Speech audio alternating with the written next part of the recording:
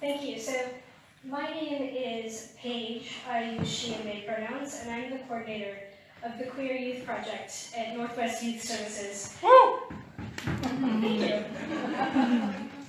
I've been asked to share a little bit with you tonight about the lives of queer and transgender youth in our community, and I'm grateful for the chance to share with you. I'll take any chance I get to talk about what's going on with queer and trans youth. But this invitation was especially exciting to me because of the openness of the invitation. So often I'm asked to speak about particular topics as it relates to LGBTQ youth.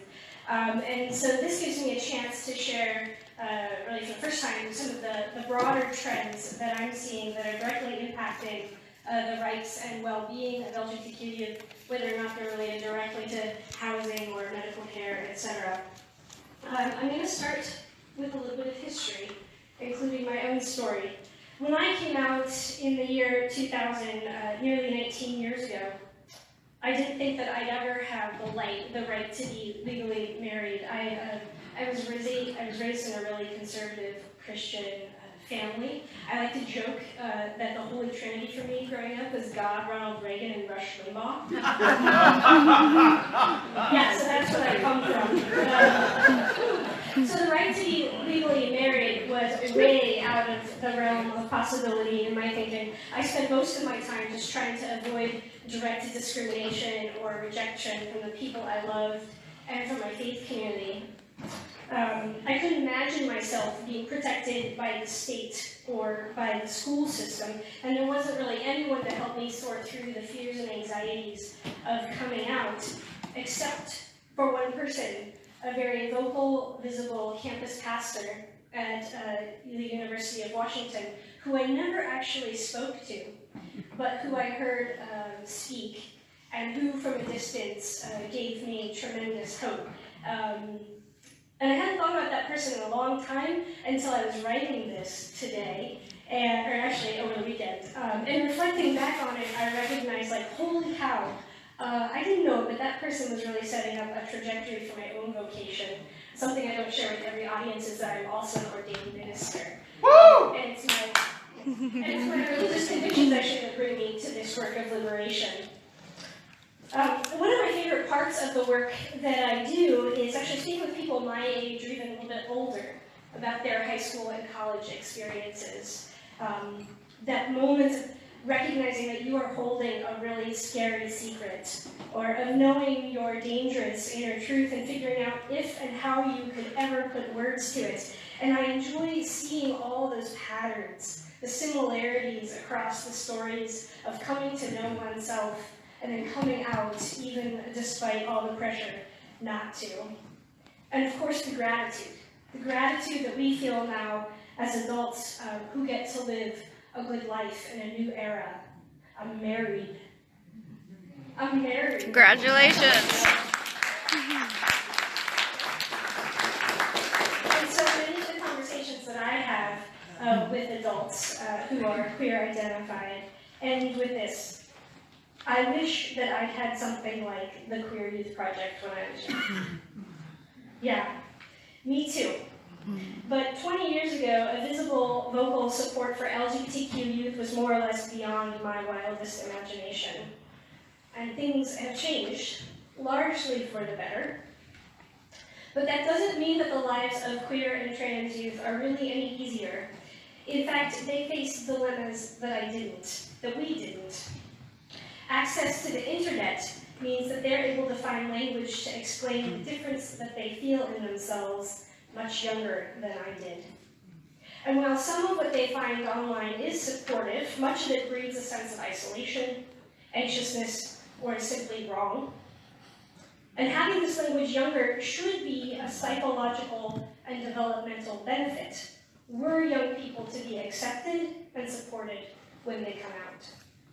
But what I find is that young people think about these identity questions for a very long time, sometimes years before telling the adults in their life. And while the young person has integrated this identity, it often comes as a shock to their adults. And so many parents or guardians may have never heard anything about being transgender other than what they've seen in terms of a bathroom debate in the news or some shocking story of someone who was beaten to death or took their own life. These revelations terrify parents. And so much of the resistance that I witness in parents or adults comes from a place of wanting to protect children. This response, which thrives on misinformation and lack of support, only puts our young people in more danger.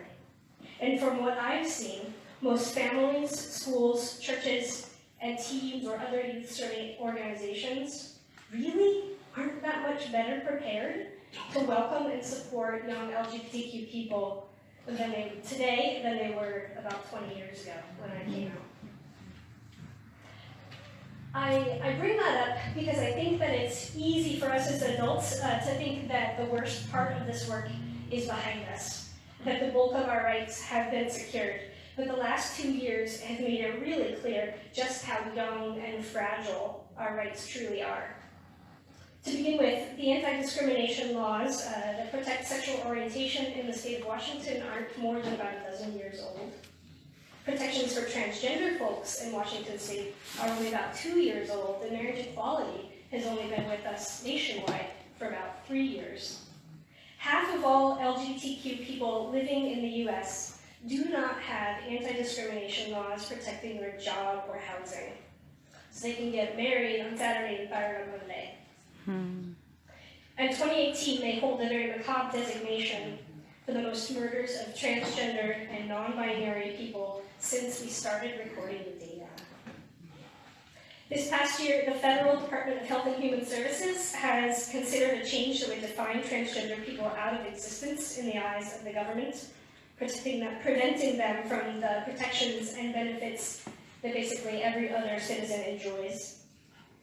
The president is attempting to change military policy, forbidding the service of transgender soldiers. The federal administration has worked to undermine protections and benefits for LGBTQ federal and private workers. The Secretary of Education has rescinded guidance to schools for protecting transgender students, and the White House refused to acknowledge Pride Month. So we watch now as our rights are being tested both by the federal administration and the court of public will. And we know that when adults are vulnerable to discrimination and harassment, children and youth fare far worse.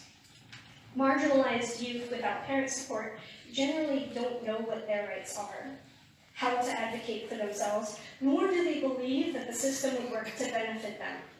In fact, they have more reasons to feel confident that speaking up would actually make their life worse. Nationwide, LGBTQ youth suffer more than their heterosexual and non-transgender or cisgender counterparts on almost every single measure. They're more likely to drop out of school, abuse drugs and alcohol, smoke cigarettes, be overweight, experience a mental health crisis, suffer from anxiety and depression, be abused by their partners, bullied by peers, harassed by adults, attempt suicide, and end up homeless. These statistics hold true for us here at home also. Almost 40% of the young people experiencing homelessness in Whatcom County are LGBTQ identified. And the #1 driver of homelessness for queer and trans youth is lack of parent or guardian acceptance. These negative outcomes are the result of stigma and minority stress. It is not about a broken identity. Queer youth whose parents support them and advocate for them in places like schools or sports or church, those youth have the same risk factors that are almost indistinguishable from their cisgender heterosexual counterparts. But you might ask, hey, don't we in Washington state have fantastic anti-discrimination laws and public accommodation laws to protect our youth here in Washington? Yes, we do. And coming into this work, supporting queer and trans youth, I thought, fantastic. What's there to do? But here's what I've come to understand. Laws only work when they are upheld. And in my work across our large, mostly rural county, I have found that while many school districts have written policies on protections for LGBTQ students, most staff and even many administrators are unaware of the policy and the law that stands behind it. They've never read the guidance provided by the Office of Superintendent of Public Instruction in Washington, and they haven't even attended a training on the basics of providing best care practice services and supports to LGBTQ students. Queer and trans youth in our county are routinely discriminated against at school. They're turned away from choir and sports teams. Teachers refuse to use their affirming name and pronoun. They're forced to use bathrooms inconsistent with their gender identity. They're not protected when they report harassment at the hands of their peers. And worst of all in my book, the thing that turns my stomach is when they're harassed by the very adults who are intended to support and protect them. And all of this is against the law, and all of this is happening all of the time. I see the next frontier of the movement for queer and trans justice starting at the front doors of our schools. This is a controversial thing to say, and I was almost scared to say it.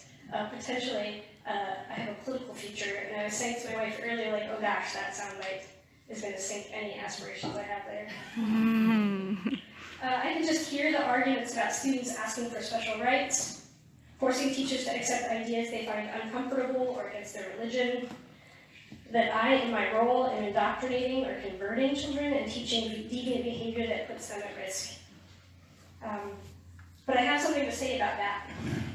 And that's that when policies and supports work well for the most vulnerable youth among us, particularly queer and trans youth of color, they work better for everyone.